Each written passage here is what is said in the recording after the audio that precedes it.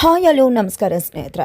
ಇಲ್ಲಿ ಮೀನಾಗೆ ಹೊಸ ಗಾಡಿ ತಗೊಡ್ತಿದ್ದಾರೆ ಸೂರ್ಯ. ಮನೆಯಲ್ಲಿರೋ ಗಾಡಿಗೆ ಏನಾಯಿತು ಇದು ಎಲ್ಲವನ್ನೂ ಕೂಡ ತಿಳ್ಕೊಬೇಕು ಅಂದರೆ ಈಗಲೇ ನಮ್ಮ ಈ ಚಾನಲ್ನ ಸಬ್ಸ್ಕ್ರೈಬ್ ಮಾಡಿ, ಹಾಗೆ ಒಂದು ವಿಡಿಯೋವನ್ನು ಪೂರ್ತಿಯಾಗಿ ನೋಡಿ.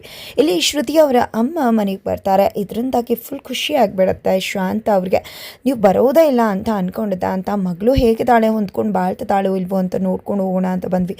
ತುಂಬ ಬಾರಿ ಹೇಳಿದ್ವಿ ಹೋಗು ಅಂತ, ಅವಳೇ ಬರೋದಿಲ್ಲ ಅಂದ್ಲು. ಹೇಗೋ ಬಂದ್ಲಲ್ವ, ಹೇಗಿದ್ದಾಳೆ ಅಂತ ನೋಡ್ಕೊಂಡು ಹೋಗೋಣ ಬಂದ್ವಿ ಅಂತ ಮಾತನಾಡ್ತಿರ್ತಾರೆ.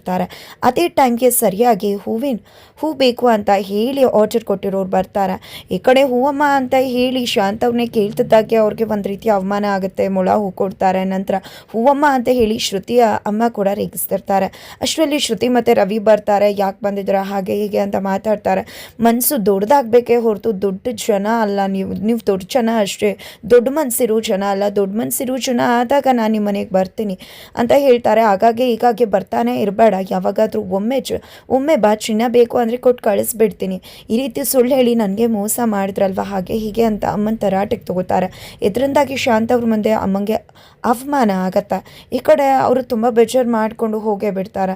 ನಂತರ ಈ ಕಡೆ ಶಾಂತ ಅವ್ರಿಗೆ ಹೂವಮ್ಮ ಅಂತ ಕರೆದಿದ್ದು ತುಂಬ ಚೆನ್ನಾಗಿತ್ತು ಅಂತ, ನೀವು ಕೂಡ ಮೀನಾ ಜೊತೆ ಹೆಲ್ಪ್ ಮಾಡಿ, ಚೆನ್ನಾಗಿರುತ್ತೆ, ತುಂಬ ಚೆನ್ನಾಗಿ ಮೊಳನ ಅಳತೆ ಮಾಡಿದ್ರಿ ಅಂತ ಶ್ರುತಿ ಹೇಳಿ ಹೋದರೆ, ಈ ಕಡೆ ಹೂವಮ್ಮ ಅನ್ನೋ ಹೆಸರಿಂದ ಗಲಿಬಿಲಿಗೊಂಡ್ಬಿಡ್ತಾರೆ ಶಾಂತ ಅವರು.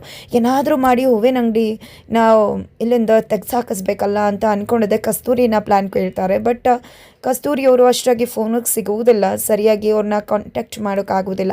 ಆಗ ರೋಹಿಣಿ ಯಾವುದೇ ರೀತಿ ಲೈಸೆನ್ಸ್ ಇಟ್ಕೊಳ್ದೆ ಈ ರೀತಿ ಇಟ್ಟರೆ ಖಂಡಿತ ಅವ್ರು ಎತ್ಕೊಂಡು ಹೋಗ್ತಾರೆ ಕಾರ್ಪೊರೇಷನ್ ಅವರು ಅಂದಾಗ, ಇವರಿಬ್ಬರು ಸೇರಿಕೊಂಡು ಕಾರ್ಪೊರೇಷನ್ ಲಿಮಿಟ್ಗೆ ಲೆಟರ್ ಬರೀತಾರೆ. ಹಾಗಾಗಿ ಅವ್ರು ಬಂದಿದ್ದೆ ಮೀನಾ ಗಾಡಿನ ಎತ್ಕೊಂಡು ಹೋಗ್ತಿದ್ರೆ ಅಷ್ಟರಲ್ಲಿ ಮೀನಾ ಬರ್ತಾರೆ. ಯಾಕೆ ಈ ರೀತಿ ಮಾಡ್ತಿದ್ರ ಅಂದಾಗ, ಈ ರೀತಿ ಎಲ್ಲ ದಾರಿಲಿ ಇಟ್ಕೋಬಾರ್ದು, ಲೈಸೆನ್ಸ್ ಇರಬೇಕು ಅಂತ ಹೇಳ್ತಾರೆ. ಅಷ್ಟರಲ್ಲಿ ಅವ್ರ ಮಾವ ಬಂದು ಈ ರೀತಿ ಲೈಸೆನ್ಸ್ ಅಂತ ಎಲ್ಲ ಕೇಳಿದ್ರೆ, ಬಡವ್ರ ಜನ ಏನು ಮಾಡಬೇಕು, ನಮ್ಮನೆ ಮುಂದೆ ಅಲ್ವಾ ಗಾಡಿ ಇಟ್ಕೊಂಡಿರೋದು, ಯಾರಿಗೂ ತೊಂದರೆ ಆಗ್ತಿಲ್ಲ ಅಂದಾಗ, ಎಷ್ಟಮ್ಮ ದಿನ ಆಯಿತು ಅಂದಾಗ 2 ತಿಂಗಳು ಅಂತಾರೆ ಮೀನಾ.